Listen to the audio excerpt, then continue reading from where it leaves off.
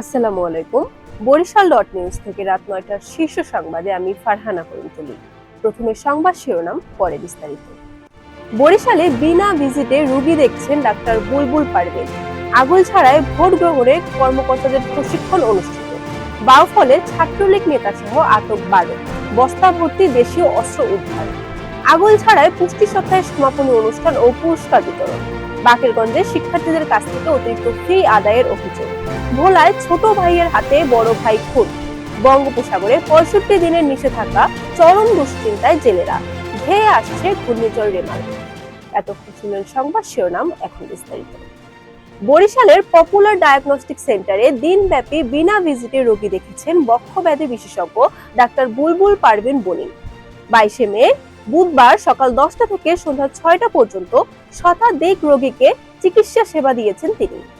ষষ্ঠ উপজেলা পরিষদ নির্বাচন অনুষ্ঠানের জন্য বরিশালের আগৈলঝাড়ায় তৃতীয় ধাপে ২৯ মে ভোট গ্রহণ করতে ১১০৬ জন কর্মকর্তাদের নিয়ে প্রশিক্ষণ কর্মশালা অনুষ্ঠিত হয়েছে।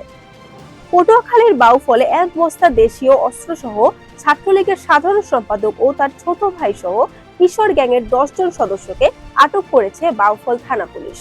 বুধবার দিবাগত রাত ১২:৩০টায় এই ঘটনা ঘটে। বরিশালের আগৈলঝাড়ায় জাতীয় পুষ্টি সপ্তাহ উপলক্ষে সপ্তাহব্যাপী কার্যক্রমের সমাপনী অনুষ্ঠান ও কুইজ প্রতিযোগিতায় বিজয়ীদের মাঝে পুরস্কার বিতরণ করা হয়েছে। বৃহস্পতিবার সকালে উপজেলা স্বাস্থ্য ও পরিবার পরিকল্পনা কার্যালয়ের উদ্যোগে উপজেলা স্বাস্থ্য কমপ্লেক্স প্রশিক্ষণ হলরুমে পুরস্কার বিতরণ করা হয়। বরিশালের বাকেরগঞ্জে বোয়ালিয়া মাধ্যমিক বিদ্যালয়ের অনলাইন রেজিস্ট্রেশন ফি বাবদ ৫০০ টাকা করে মোট ১,২০,০০০ টাকা হাতিয়ে নেওয়ার অভিযোগ উঠেছে ওই প্রতিষ্ঠানের প্রধান শিক্ষকের বিরুদ্ধে।